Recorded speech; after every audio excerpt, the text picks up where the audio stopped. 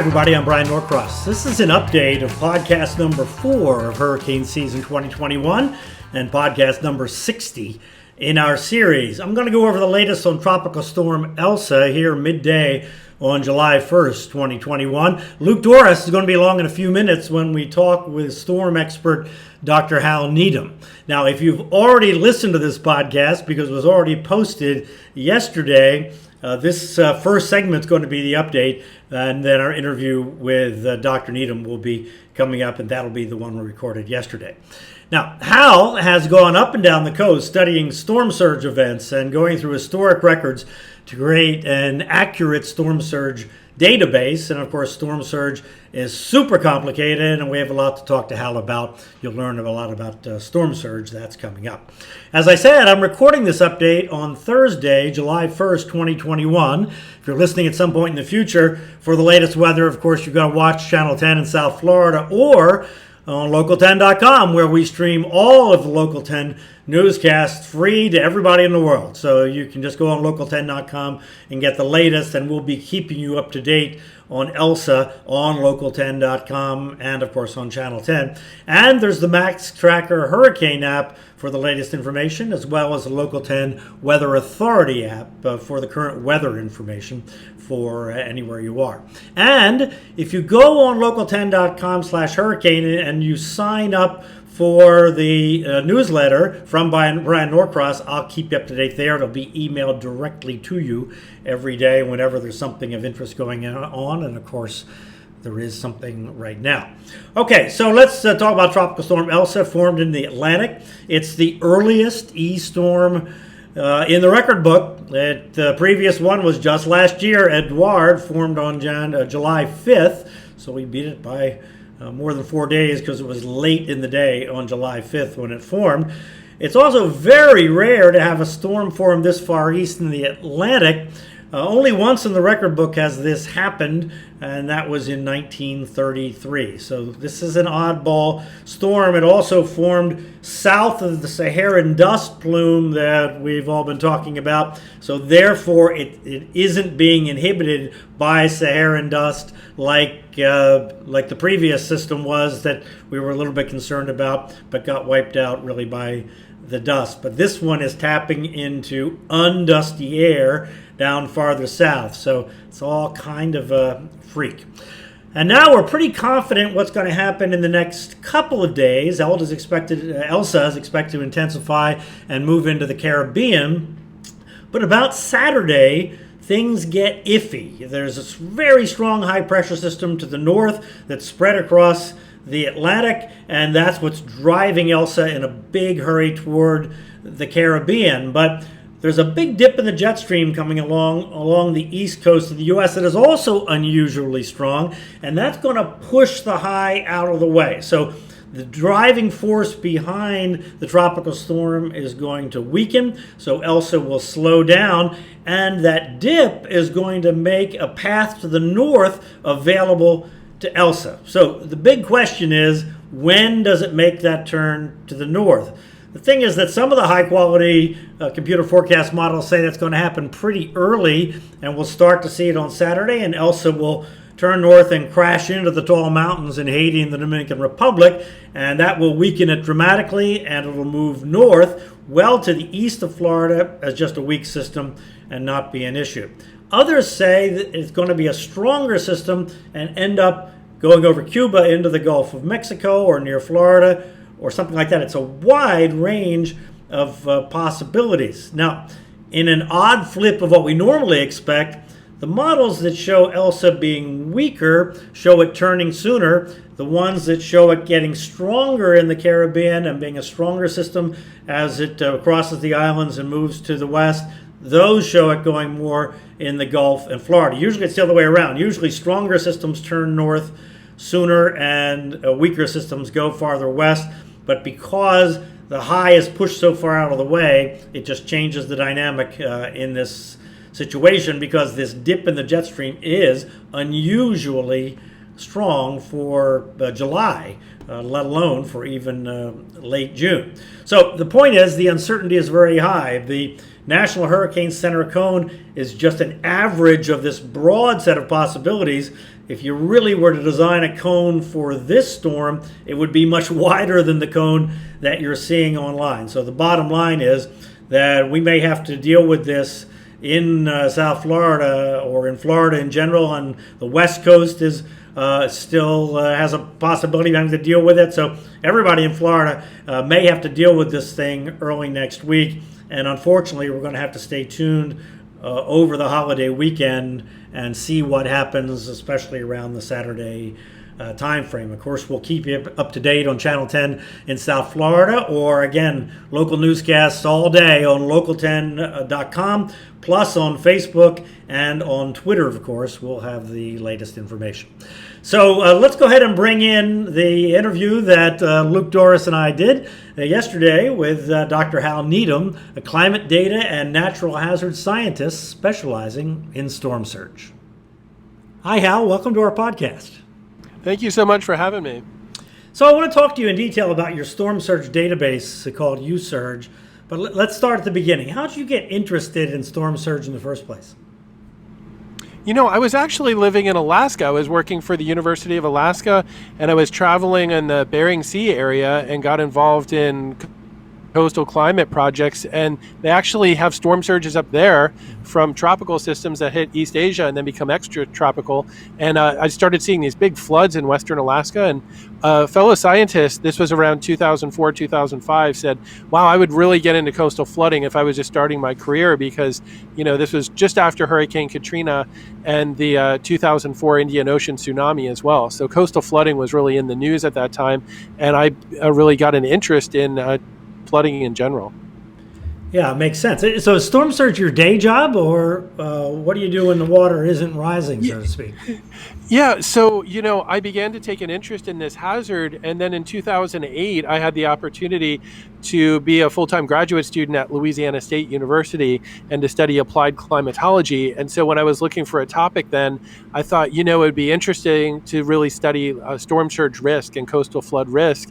And so I started looking for, you know, a database, and then I realized, wow, even though this is really one of the most deadly and costly hazards, there was no comprehensive storm surge database when I started grad school. So from there, I started really building my first data sets.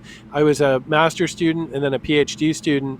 And then beyond that, I saw there was a huge need for this in all sectors, private sector, academia, working with government agencies as well. And so I've been doing a lot with coastal flood analysis and risk, but also this has morphed into doing flood elevation mapping and some other things that really help communities better prepare for hazards and become more resilient. So who are you doing this work with, Hal? Is it Louisiana State University, or is it a private entity? Yeah, so originally my graduate work was with Louisiana State University, but now I'm a climate data and natural hazard scientist with flood information systems. So technically we're in the private sector, but we work a lot with communities. We get grants. We partner a lot with nonprofits and academics and government agencies as well. I see. Okay, so when a hurricane impacts the coast, like happened in Louisiana last year, how many times? More than once, several times. What do you do when you go out during or after a storm? You know, what I realized is that now it's great. We have a lot more data than we used to. We have tide gauges that are out there. The USGS is out there putting up mobile storm surge sensors. But I realized some of these certain communities, like for example, Biloxi, Mississippi, there is no real tide gauge near that community. And so I'll often try to go into places like Biloxi or other communities where there's a gap in the tide gauges.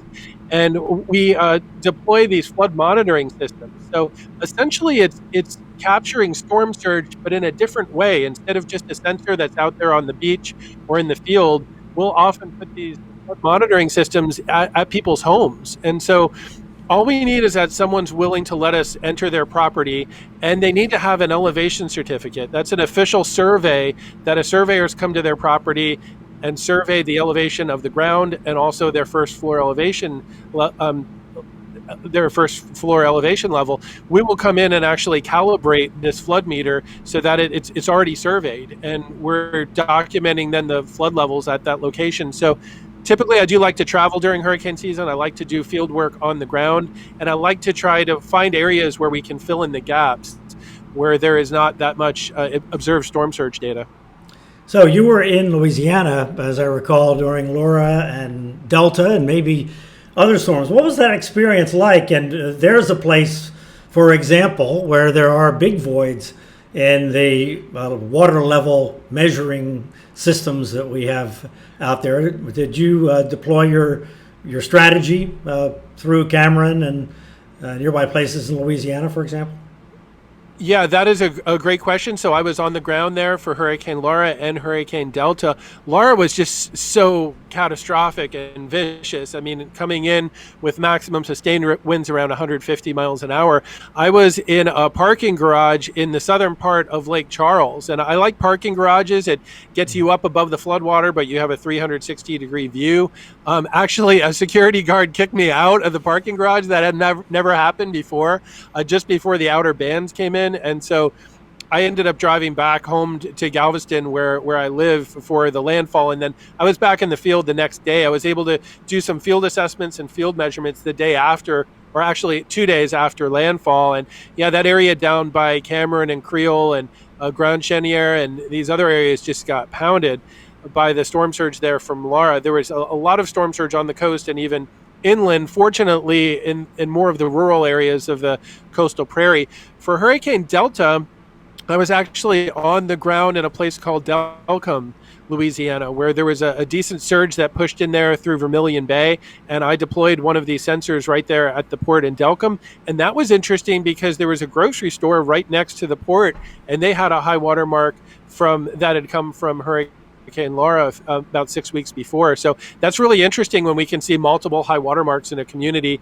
either from storms in the same year or from different years. Yeah, and there in southern Louisiana, you see a lot of businesses down along the coast where it shows the storm surge from historic storms too, right? That's a storm surge prone part of the world there. Back to Hurricane Audrey and, not to mention Katrina and Gustav and Lily and Isabel and all these other storms that have been in that area. Yeah, for sure. And they've really been getting hit really bad in the last 15 to 20 years. Like you mentioned with Lily, Rita, Ike, and now Laura, they've been getting some huge saltwater floods there in South Louisiana. So people are aware of their risk. And it's amazing. You can go into these communities and people have a very strong memory of what's flooded in the past. Yeah. Is there anything that you particularly learned from the 2020 storms? I mean, our technology and our understanding of storm surge has come along a lot. Does anything stand out to you that came out of those two events?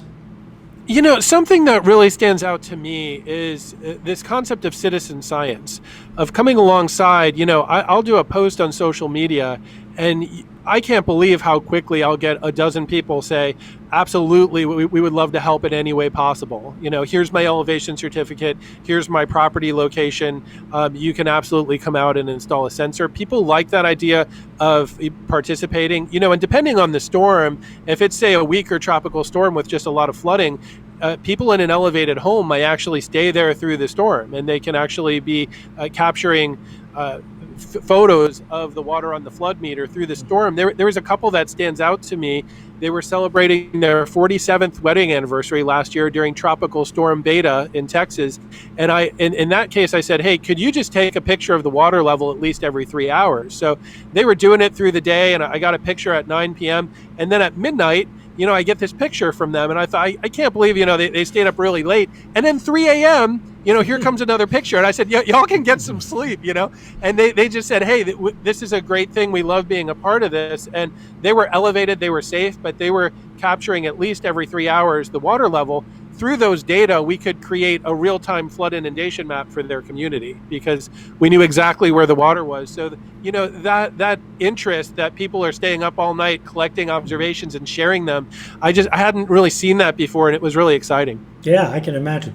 So you were in Lake Charles initially, and of course, the storm surge was forecast to come, or it could come, as far inland as Lake Charles, like 30 miles inland up through the Calcasieu River, because depending on which side of the Calcasieu Pass there the eye of Laura went, if it went to the left, it was going to drive the water all the way up into Lake Charles, which is a pretty scary kind of a storm scenario. It just missed to the right, and they didn't get the worst storm surge. They got instead a horrible windstorm there.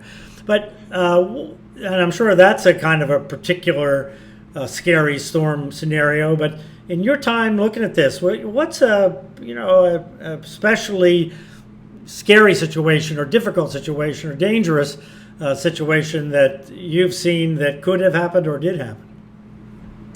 For me, the night before Hurricane Michael struck Mexico Beach, I was in Mexico Beach, and I was looking for a way to monitor this and document this storm, obviously without putting myself in grave danger. At the time, we didn't know it would make landfall as a Cat 5, but it was rapidly intensifying. The issue with Mexico Beach is there were really no parking garages. So I found a really nice concrete stairwell that would get me up, but I had, my vehicle with a couple weeks of supplies, and I didn't want to lose the vehicle. So as I looked at that, I said, it's really possible that I'm going to lose this vehicle if I have to leave it on the ground. And so that was a situation where, I really wanted to document that and understand that storm surge, but at the same time, not, endanger my life or lose my vehicle. So I did end up leaving Mexico Beach. I went over to Panama City Beach, rode out the storm, and got back into Mexico Beach really the next afternoon later. It made landfall, I believe, on a Wednesday, and then late Thursday I was able to get back in. And that was just so catastrophic from the wind and the surge. Really got pounded. I don't even think I would have found my vehicle again. I mean, that whole area took on a massive, 15 to 16 foot surge, and entire houses were just completely gone. So that was a bit of a dicey storm chase. I do like to document this stuff, but obviously don't want to put myself in grave danger. The survivors I talked to on the ground immediately after, there were people that survived the storm there in Mexico Beach. They said, be glad that you weren't here. And they described really horrific account of a Cat 5 making landfall right in their town. I wasn't there when you were, but I was there 8 months later. And I spoke to some survivors as well. We do a hurricane special on Channel 10 every year, and I was sent and covered Hurricane Michael. And I saw the carnage still. Houses were just flat, and they were gone. I'm sure that there'd been a lot of cleanup by then, but it was carnage, and people were still shell-shocked and still living in their trailers they weren't FEMA, they were insurance trailers. Those that did have insurance, which a lot of people in Mexico Beach did not. But awful storm surge there. What are some particular feats of storm surge that maybe surprised you? And tell me more, if you would, about your process of your actual hurricane hunt and the preparing, the chase, and how you get set up and keep yourself safe. Yeah, for sure. We just don't want to get blindsided by these storms. We'll say from running the U.S. Storm Surge database, USurge, when you go back in history and you're looking at storm surge observations back to the middle 1800s, usually there are a couple storms in history that give you a pretty good indication of the storm surge potential in a certain. Probably the biggest thing that I see when I work in coastal communities is people will tell me, hey, I've lived here 30, 40 years. My property never floods. And, when you look back deeper in the data, you say, wow, do you realize in Corpus Christi, there was a 15-foot surge in 1919? They haven't had surge even flood any roadways in the past 40 years. But when you go back deeper in time, often you find these huge events. So I think knowing the history can help keep us from being blindsided. It certainly helps me as a scientist and a hurricane chaser to be aware of past history, but then also realizing there can be new storms that we haven't seen yet. So you always want to give yourself a buffer and give yourself a margin for error. Some things that I do when I want to get out there and chase, I like to be involved with the community. So I do like to contact people in the community ahead of time, deploy these flood monitoring systems at people's homes if possible. I like to get those sensors set up. I also realize the very well organized, very well prepared, and getting in very early. Often if you can get in, say, 48 hours before landfall or something like that, you're giving yourself some time to do field work before really evacuation is finished, and also before you really have any of the impacts from the storm. So getting to the storm area early also helps as well. And then getting up. I really love parking garages for chasing. or just you don't want to be in an area where you possibly could take on flooding. So if there's a way that you can get up on some local topography or in a parking garage, something like that, that is an ideal place to be. Yeah, you say get there early. It's not always an easy thing, as we saw, with Michael. Michael was a very rapidly intensifying kind of short fuse situation. But you mentioned Michael and Laura, Cat 5, Cat 4, they have to really stand out for you. What are some other storms that you've surveyed that stand out?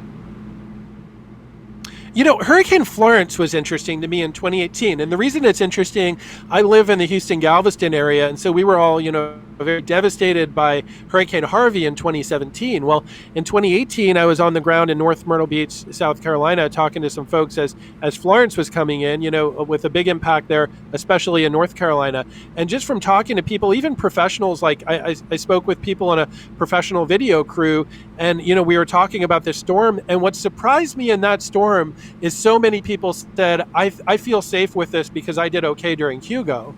And my thought is, this isn't a Hugo, it's a very different type of a storm. And so if you remember back to Florence in 2018, it was forecast really to stall out. And I was thinking, this may be a lot more similar to a Hurricane Harvey that just stalls than a Hugo that's a little bit stronger but moves through. And so I remember telling people on the ground, this isn't a Hugo, it's more like a Harvey. And honestly, people said, "Who's Harvey?" They really didn't have this concept. And what I realized in that moment, we in the weather business know about all these storms, but for most people that, they're a school teacher, they're a veterinarian, they're just picking their kids up from ballet, they really know about a couple of storms that impacted their community. They maybe remember seeing something about Harvey on the news, but if they weren't in Texas, Harvey for them was just a news story. And so I remember telling this camera person, he said, my family evacuated to Fayetteville, North Carolina. They were just inland 30 miles. And some of the rainfall forecasts were 25, 30 plus inches of rain. And he said, do you think they're safe? I said, look, this may be similar to a Harvey in the sense that it could stall out. And, people just evacuating inland 30 miles, they very well could be flooded out. And I remember this camera guy said, excuse me, I want to call my family and tell them, maybe they need to evacuate a little farther. And so that was a story that stood out to me where, people on the ground, I think they were comparing back to a Hurricane Hugo, but a stalled out hurricane, as we've seen, when you get 35 inches of rain in your community, it doesn't matter what the category number is, the flood potential can go through the roof. Every storm's different, and I think it does help us if we can compare to what's happened in other locations. We can be aware about a stalled out storm or something like that. Yeah, well, once you get out of the low country in the Carolinas, of course, then you get into hilly country.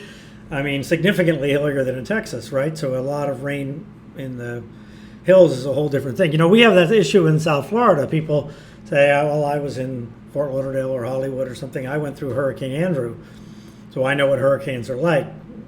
It's like people in South Carolina saying I went through Hurricane Hugo. Well, Hurricane Hugo, talk to the people in McClellanville and points north of Charleston about Hurricane Hugo. Then you're talking about a serious hurricane. If you get the fringe effects of it, that's a whole different thing. Yeah. Guys, one last lesson learned from last year. I was in Dauphin Island, Alabama when Hurricane Sally came through. I was in the western eye wall, but I was texting. I had lived in South Alabama for about 7 months, and our parent company, CNC, is located in Mobile, so I have a lot of friends in South Alabama. I was texting with friends over by Orange Beach and Gulf Shores. This is in extreme southeast Alabama, very close to the Florida border, and at that point, Hurricane Sally the forward motion was only 2 or 3 miles an hour, and they were just getting hammered, and the storm surge was coming up incredibly quick in some very localized areas. And, a lot of people, I think, were taken off guard. This, previously was barely a Category 1, and suddenly, it's up to a Cat 2 and moving very slow. And storm surge in some localized areas, like this place called Terry Cove, and some very small channels of water were just taking in an incredible amount of salt water. It shocked a lot of people, and it, I think, reminded all of us just how localized storm surge flooding can be. When you have the eye wall of a hurricane set up over a bay or an inlet, you can see 4, 5, 6 feet of water rise very quickly. And I think it took people off guard.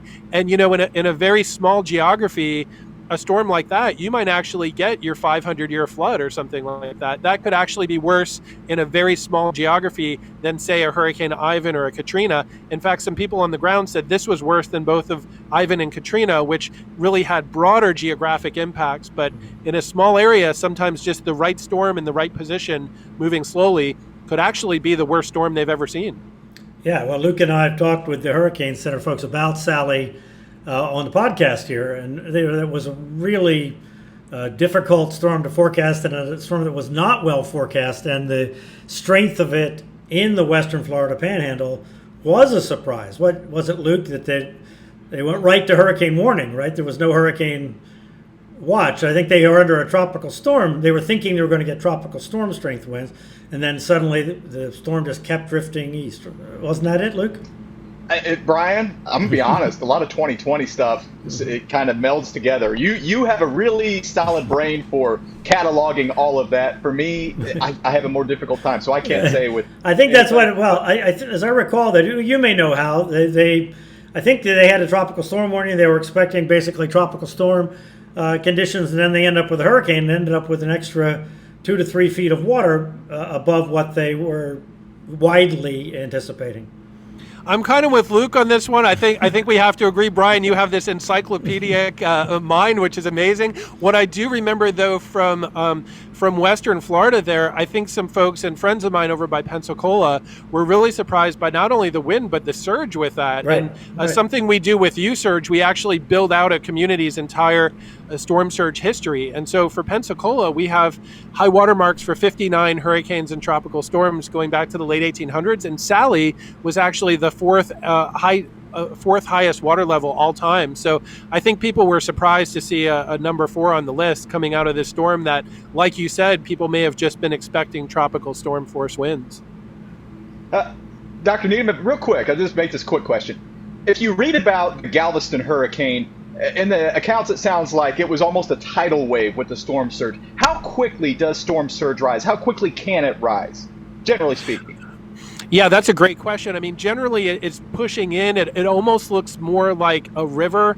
Often the waves in a storm surge are very low height, but what we call high frequency. So you're seeing a lot of little waves push in, and it almost looks like it's flowing in like a river, typically. But that said, there have been some special cases. A lot is really dependent on where the eye wall sets up in relation to the coastal geography and the coastal profile. So a storm that comes to mind is Super Typhoon Haiyan in the Philippines, which was very powerful. Maximum sustained winds, I think, were around maybe 190. It was really up there. But the way that the eye of that storm came in over this bay, it actually was pushing the water out, and then the eye passed, and when the winds turned around and they got this onshore wind in places like Tacloban, it almost really looked like a tsunami. I mean, you almost had an instantaneous surge in that case, pushing in 4 or 5 meters, about 15 feet high, just almost immediately. And then the total water level there, I think, was 22, 23 feet. But in some of those cases where basically the eye is pushing, very strong winds are pushing water offshore, and then the eye passes and then the winds turn around onshore, you can get extremely rapid water level rises that almost look like a quote unquote tidal wave, if you want to call it that. That's rare, but it can happen. Yeah, and to the east of the Globe, actually, there's actually incredible video of the storm surge. It kind of came over an offshore reef kind of thing. So when it finally came over that, it came over in a big, like then a super fast rush, rising many feet in no time. I was into Kloban a week after Haiyan. It was that was an unbelievable thing. One of the most amazing trips I ever took.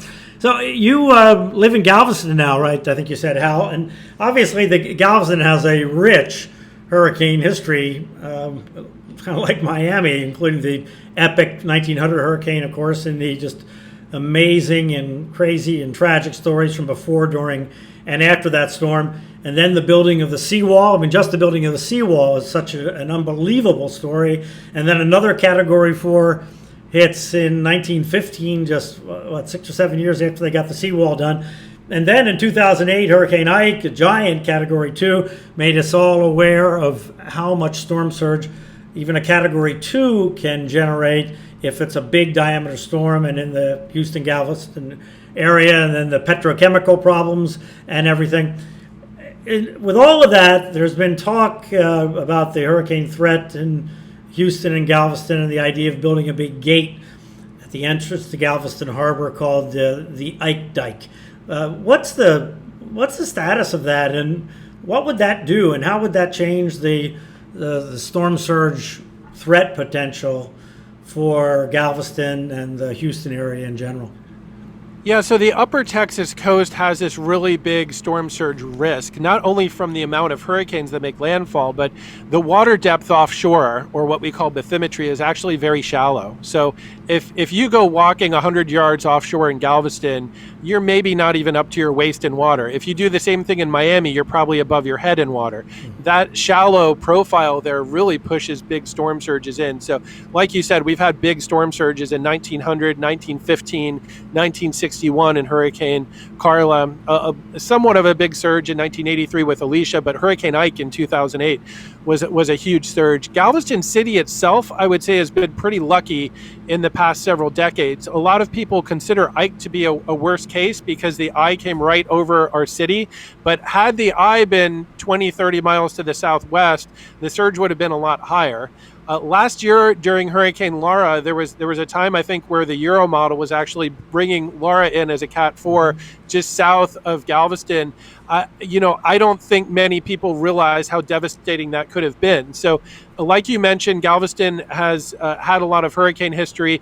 The 1900 hurricane killed 6,000 to 8,000 people. It was the deadliest natural disaster in U.S. history.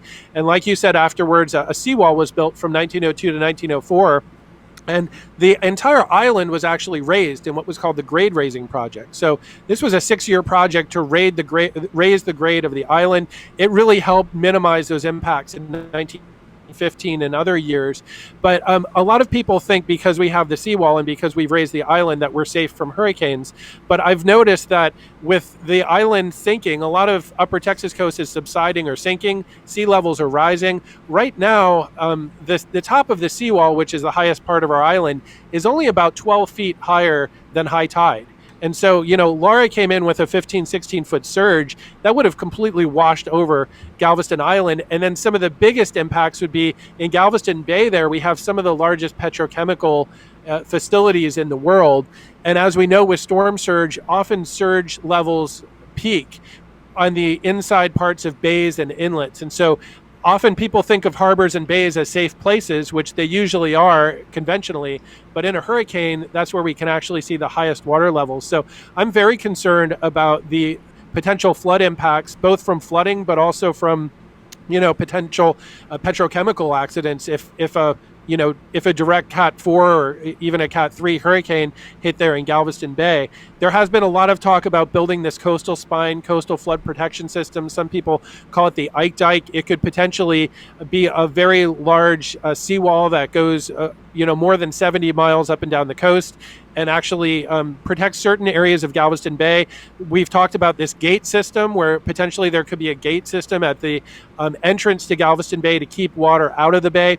In general, I'm a fan of really anything that gets out there and helps mitigate against these disasters. The numbers we consistently hear are that every dollar spent preparing for floods and mitigating against them, we often save $5 or $6 in recovery. So often people say, hey, we don't have money for this stuff. I would make the argument we can't afford not to do it, but the question is, how do we move forward most strategically?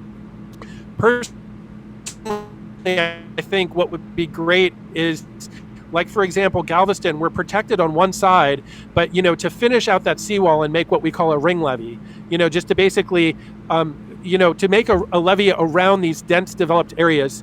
I don't think we can protect all of suburban sprawl with a levee, but in areas where you have denser development or areas where you have a dense amount of petrochemical industries, I think targeting levees and walls in those specific critical areas with high population density or heavy industry, I think that makes sense.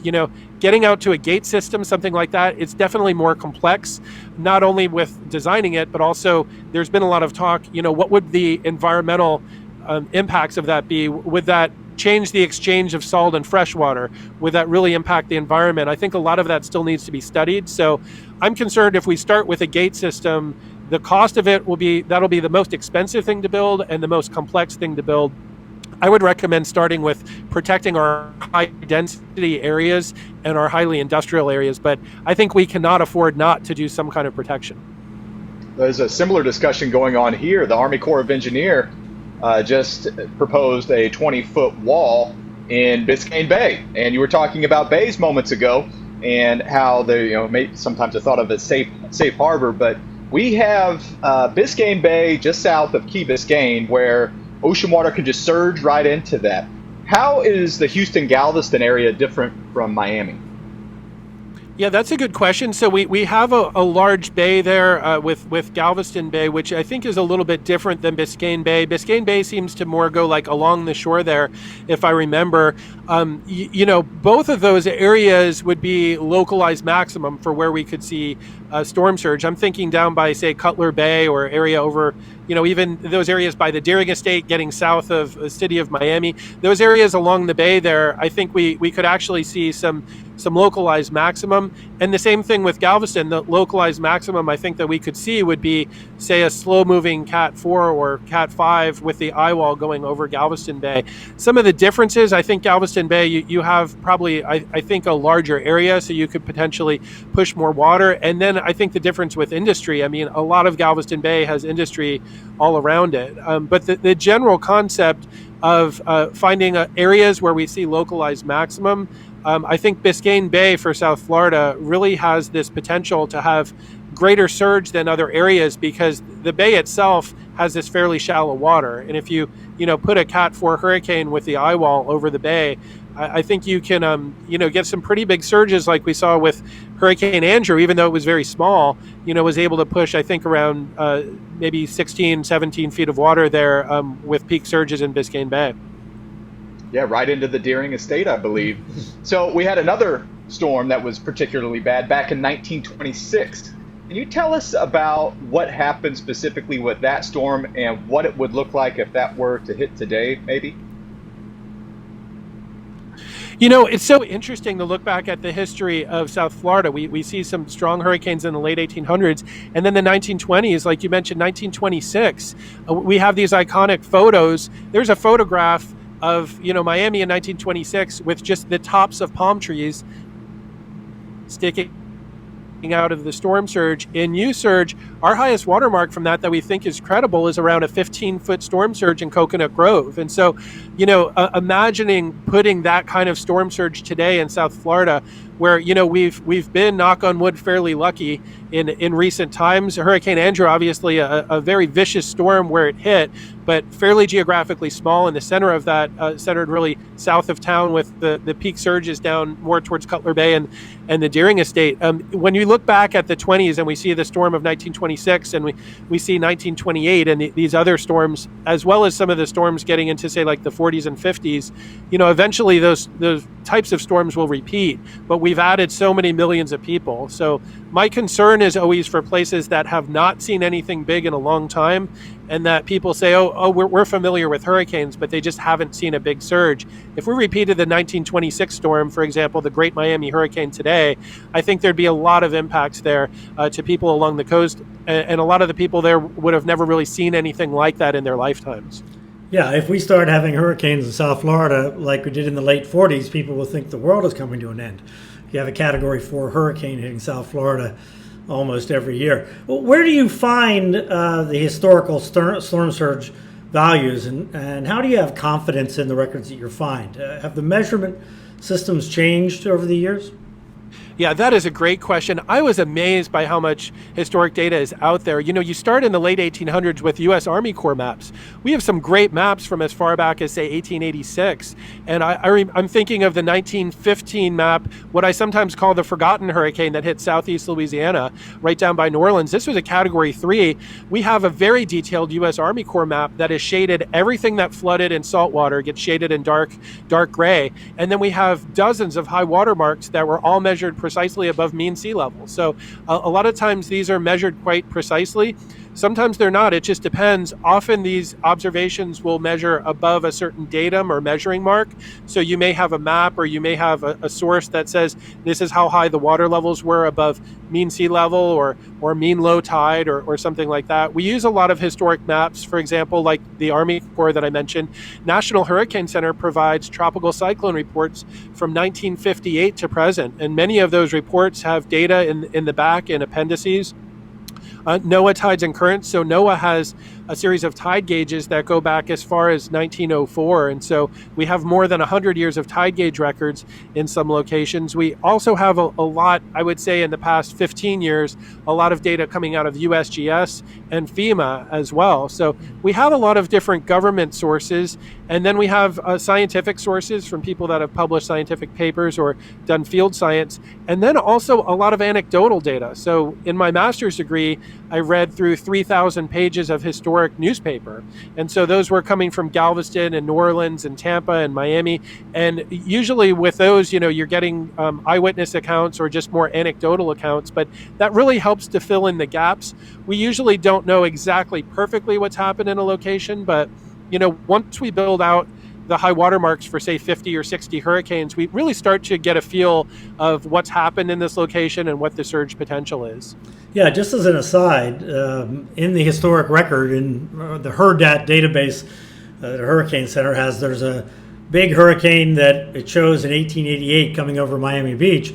And the basis for the strength of that storm is a storm surge report of 14 feet in Miami Beach. I don't know if you're familiar with that or not. Anyway, I just got suspicious about that because I've read a lot of South Florida history, and that should have stood out dramatically, even though, there wasn't much to South Florida in 1888. There were communities around and there were people around. It wasn't, it wasn't completely the frontier.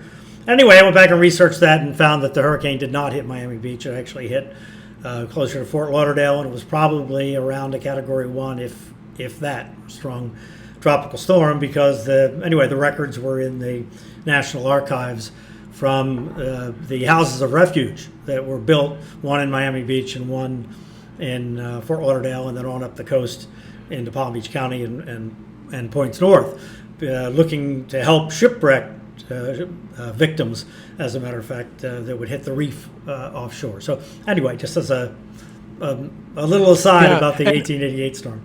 That's a really good observation, and I've actually extensively gone through the HURRDAT metadata and pulled out, just as reference for any storm surges I might have missed. It's very common for a given storm that I may have, 10 or 15 or even more than that different storm surge observations that come in from different sources. And so we definitely want to consider the source. We want to consider credibility. Sometimes everything matches up. You get 10 different sources are pointing towards a 12-foot storm surge. But other times, well, wait, 6 of the sources are saying 12 feet and 4 of the sources are saying 8 feet. So then, you'll dig a little bit deeper. But often there's a range, but we want to just archive everything that we can find and obviously give more weight towards more scientific or more credible sources, as we go back in time. Yeah, well, this 14-foot report was actually in a lot of sources, but when I actually went to tracking it down, they all came from the same place, and where that came from seemed dubious. And the better evidence in this case was that they actually were entertaining there on the beach right after that hurricane. So I'm thinking, okay, they didn't have a 14-foot storm surge at that place where people were arriving in small boats for kind of a get-together right afterward.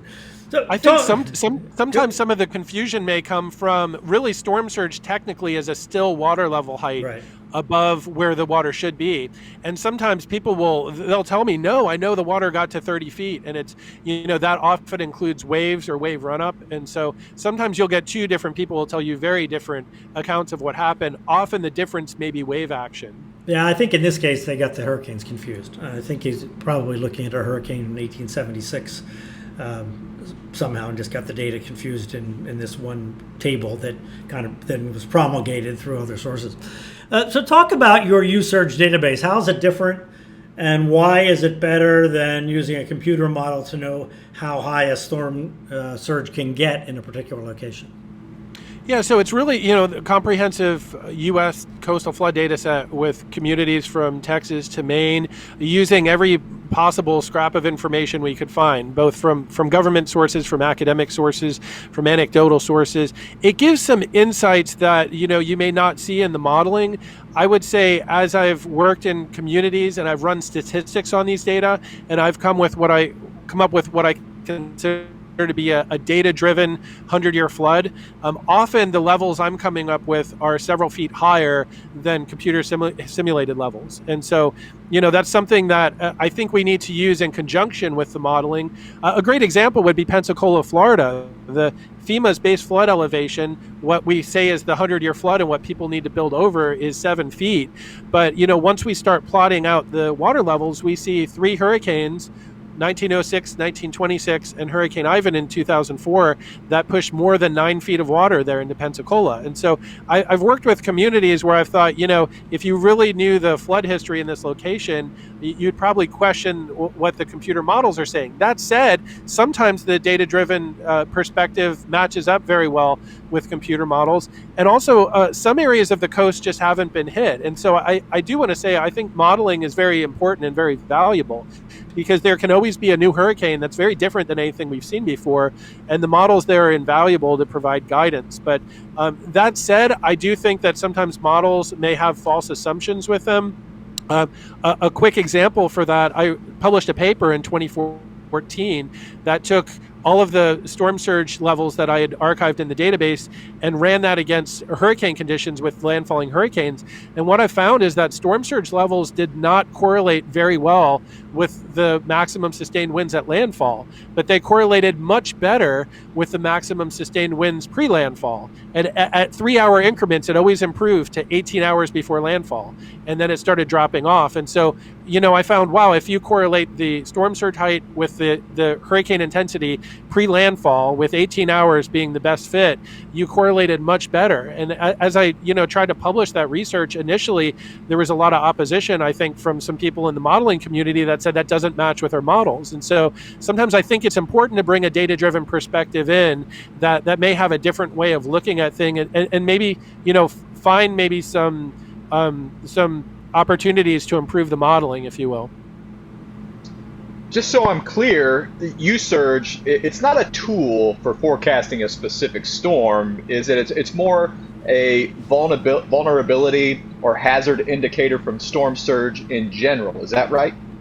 Yeah, really, it essentially serves as the U.S. storm surge database, and then from that we can do data-driven risk analysis. So we can do 2 or 3 things with that. For one, we could take a city like Galveston, where we have high water marks for 93 hurricanes and tropical storms. We can run statistics on those data to get an idea of what we call a data-driven extreme water level. Or, if someone wanted to build a critical facility like a wastewater treatment plant, we could look back in history and see if that area would have flooded ever before. So it helps with long-term planning, but I think it does provide guidance as well with short-term surge forecasting. Often we'll see a hurricane coming in that has a lot of similarities to something in history. Imagine if you saw a hurricane that had, exactly the same track as Hurricane Rita in 2005, but was maybe a little more intense or a little geographically larger. You can use that baseline from the USurge water levels and say, okay, this looks a lot like Rita, but it's a little more intense. That's kind of what we did last year with Laura, to say, okay, we have an idea of the geographic pattern here, but we're going to tweak it in one way or another with this current storm. So USurge can really help provide guidance both for long-term flood risk analysis, but also with forecasting for a current storm that's approaching the coastline. Okay, makes perfect sense. Is there still more data to gather about the historic storms, or do you feel like you pretty much know what the storm surge was like in the major storms since at least the beginning of the 20th century? I think we really have uncovered almost all of the major storms that have struck, but we're still finding more information as we get out in communities. I really like to do a lot of boots on the ground, working in communities. And it's amazing how many times I'm, down the bayou in Louisiana or over in the low country of South Carolina, and someone says, my aunt actually has, photographs during the height of of a certain, hurricane, or, my uncle was keeping a journal and has some, some information that we hadn't seen before. So people in coastal communities often have photographs or have stories, or they know about historic impacts. So we are always finding out more information, but I think we have really, uncovered really the major surge events, but it helps to build out all of the surge events for an area, because if you want to run statistics on these data, you really need a full distribution. So even if we have, all of the big events for Charleston, South Carolina, building out the smaller events, it helps us run more accurate statistics. So, what parts of the coast have the biggest storm surge threats? I'm going to guess Tampa's up there, the Florida Panhandle. What's the most vulnerable places along the U.S. coastline? What's interesting? When I started building storm surge data, there was an afternoon where I realized that the peak surge level for Hurricane Katrina, which was around 28.7 feet, and Hurricane Camille in 1969, which was 24.5 feet, they both occurred in the same city, Pass Christian, Mississippi. And I remember thinking, man, what a coincidence that the same city has the two highest high water marks. As I got deeper into the science, I realized that wasn't a coincidence. So part of this has to do with your hurricane history of being struck by hurricanes. But a lot of this has to do actually with what we call your coastal profile. And so one of the things being where you have very shallow water, like say the coastline of Mississippi and Louisiana, the water, if you visit the beach and you start walking out through the waves, you have to go a very long way until you get water up to your shoulders. It's so shallow. That shallow water actually enhances the storm surge levels. And so areas that have a shallow shelf or a shallow bathymetry or coastline really tend to exacerbate the storm surges. Another thing is areas where you have bays or inlets, or areas where you have a right angle in the coast. And going back to Mississippi, we have very shallow water, but if you get a Category 3 or Category 4 hurricane south of Gulfport, Biloxi, you have these winds just screaming from east to west. They're pushing tremendous water, but you have this right angle in the coast because the Mississippi River, basically the Louisiana Delta, is just to your west, and it creates almost a right angle in the coast. And so not only do you have shallow water, but it tends to get really trapped there over by that right angle. And so your coastal profile is important as well. So really the two highest storm surges on record in the Western Hemisphere both happen there in coastal Mississippi. I would say that's the most dangerous place for storm surge, but parts of Louisiana and the upper Texas coast aren't far behind. You mentioned the west coast of Florida, very vulnerable to storm surge because they have a very shallow shelf. And I know our friends at the National Hurricane Center, when they've run the slosh models, they've concluded that the worst potential surge in the U.S. would actually happen over by Appalachia Bay, over by St. Mark's. You have a very concave bay, and it's very shallow in there. It just happens to be an area that doesn't seem to get as many landfalling hurricanes as, say, Mississippi, Louisiana, and Texas. But a storm given the right track, I think from what the slosh models show, you could actually, exceed a 30-foot surge in places like St. Mark's and areas in Appalachia Bay. Tampa, Florida as well, if you had a powerful, slow-moving hurricane coming in from the southwest, your surge levels could certainly exceed 20 feet in places like Tampa, St. Pete. But that's a very rare track for that part of the world. So they just, haven't really observed that yet in history. Yeah, you have to go back to 1848, 2 hurricanes in 3 weeks in Tampa Bay.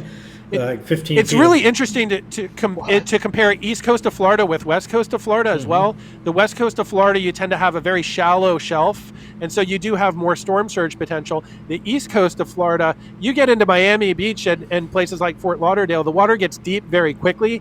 That lowers your storm surge risk, but it does produce higher waves. When you think of the kind of waves that surfers ride, your wave action is higher in a place with deep water like Fort Lauderdale or Miami. Right, exactly. So, how generally speaking, what do we have to do to live along the coast? To live with storm surge, so it's not a devastating trauma when a bad storm makes landfall. Yeah, I mean, one is really knowing your vulnerability, knowing if you live in an area with heightened surge and storm surge potential. Really, we need to either get up, either get away from the coast or get up and be in a very sturdy structure, keeping in mind that when a storm surge hits the coast, it's not just water rising vertically. This water is moving inland like a raging river. And so if you have any subpar construction, even if you have a house that's on stilts or pilings, if there's the slightest, weakness in those pilings, they can really snap in a powerful storm surge. So we need to be aware of the risk and realize these storm surges are like nothing that most people have seen. It's a raging water coming in. And so we really need to get up or get away from the coastline. We also need to be aware of our critical infrastructure as well. Things like utilities and wastewater treatment plants.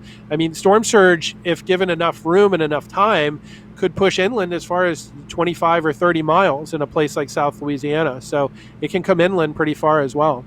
Yeah, and in theory, it can cross the southern Florida Peninsula, south of the coastal ridge.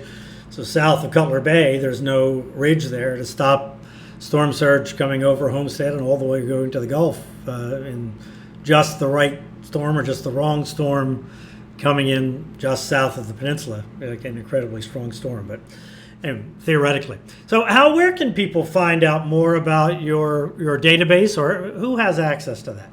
Yeah, for sure. People can just go to usurge. It's u-surge.net, and I'll be updating the site throughout this hurricane season. Love to partner with communities, and we're working on this project right now with Biloxi, Mississippi, where we build out their flood history, and those are data that we're sharing with the community. A lot of times, the information exchange goes both ways. People in the community are helping us understand their flood history, and then we're providing a data set for them to better prepare themselves. So just go to usurge.net, or people can check us out on the web as well at Flood Information Systems. We're really doing a lot of data-driven flood risk analysis for coastal communities. All right. Dr. Hal Needham, thanks so much. It's great having you on the podcast. Thank you so much for having me. Dr. Hal Needham. Storm surge is so interesting and so complicated. I think that's why people relate to wind better, right? It just feels like wind is easier to understand, and it varies a lot less over a very short distance. Well, it's something that you can conceptualize. You could stick your head out your car window doing 70 miles an hour and get an idea of what that's like. You've seen movies, you've seen, I think it's easier for us to visualize.